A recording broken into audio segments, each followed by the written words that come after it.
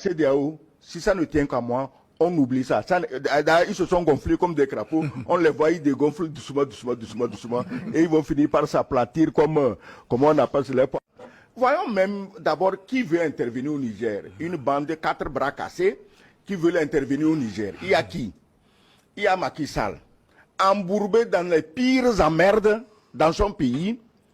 Et il veut envoyer des troupes pour combattre le Niger. En oubliant, juste en regardant la carte de l'Afrique de l'Ouest, qu'il est coupé de ses complices. C'est-à-dire que les pays, la Guinée, le Burkina et le Mali, le coupent de ses complices, guerriers de la CEDEAO. Toi, Macky Sall, après toute la honte dont tu nous as couvert dans tes histoires de blé, dans tes histoires de faire la paix en Ukraine, tu es parmi ceux qui sont allés. Je comprends pourquoi Zelensky vous a traité comme des chiens. Parce que vous n'êtes pas porteur de paix. Puisqu'aujourd'hui, tu veux la paix pour les Blancs en Ukraine et tu veux la guerre pour tes frères au Niger. Ok, on passe à l'autre, à Ouattara. Ouattara, sois sérieux. Tu as tué 3000 Ivoiriens. Non, il y a eu une guerre à l'issue de laquelle il y a eu 3000 morts. Laisse-moi parler. Non, tu viens, tu es au pouvoir et tu fais envoyer un innocent à la CPI. Dieu merci, la CPI, ce n'étaient pas tous des corrompus. Ils l'ont laissé revenir sain et sauf. Tu finis tes mandats normalement, au lieu d'aller jurer de tous les milliards que tu as piqués, tu fais un coup d'État institutionnel.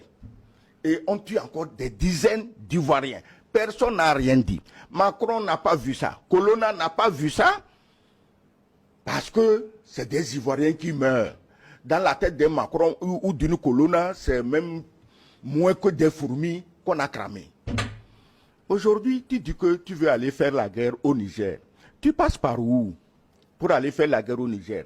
Tu avais cette armée et pourquoi tu as eu tous les problèmes à te gérer? Tu as envoyé quelques aventuriers au Mali. Ils t'ont ramené quoi? On les a pris. Heureusement qu'il y a des pays sensés, des dirigeants sensés comme au Togo, pour te les ramener, c'est un sauf. Et tu te lèves, tu veux faire la guerre. On tombe sur notre voisin Talon, que nous tous nous admirons. Nous, on le prenait pour le modèle de celui qui veut reformer le pays. Et qu'est-ce qu'il fait? Tu viens, tu réhabilites l'histoire de ton pays. On nous parle de Bioguera avec une statue équestre. Tous ces gens se sont battus contre la France. Toi que nous croyons être leur prolongement, on te voit mêlé dans des combines mesquines, méchantes, irréfléchies, que tu veux envoyer des soldats au Niger. Je te mets en garde. Tout soldat béninois qui arrive au Niger, aucun ne reviendra vivant et le reste de l'armée dans le pays va te balayer.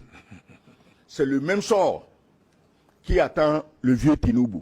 Le vieux Tinubu, on ne va pas parler de lui ici. Quand vous avez fini d'être pompiste à New York, vous revenez et pour je ne sais quelle acrobatie, on s'entend justement, ces gens-là s'entendent pour te donner le pouvoir parce qu'ils savent que tu vas faire leur combine. Tu te lèves, mais le Sénat nigérian, mais on doit l'applaudir. L'Assemblée nationale nigériane, on doit l'acclamer. Tu te lèves, toi aussi tu veux faire la guerre au Niger, un pays avec qui tu as 1500 km de frontières, avec les mêmes ethnies. Plusieurs fois, hein, ce n'est pas seulement à cause du Niger que je le dis. J'ai toujours dit ici qu'il faut oublier la CEDEAO. La CEDEAO a été créée par des visionnaires. Il y a Zingbe Yadema, il y a Koubou Gouon, le Malien, comment il s'appelle déjà Modibo Keïta. Ils ont créé la CEDEAO pour les peuples et pour qu'il y ait l'intégration économique. Aujourd'hui, quand Tinubu vient au pouvoir, il ne se préoccupe même pas du fait que la France est en train de nous piller avec une monnaie de singe qu'on appelle le CFA. Ça ne l'intéresse pas. Donc, ce qui se passe aujourd'hui, ce n'est plus la CEDEAO. Les héritiers des pères fondateurs sont tous des farceurs, sont tous des esclaves de Paris, et il n'y a plus rien à ajouter. Il reste qu'à chanter un chant funèbre pour cette organisation.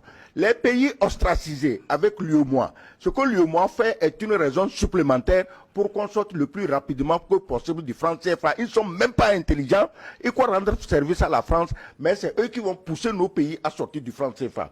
Donc,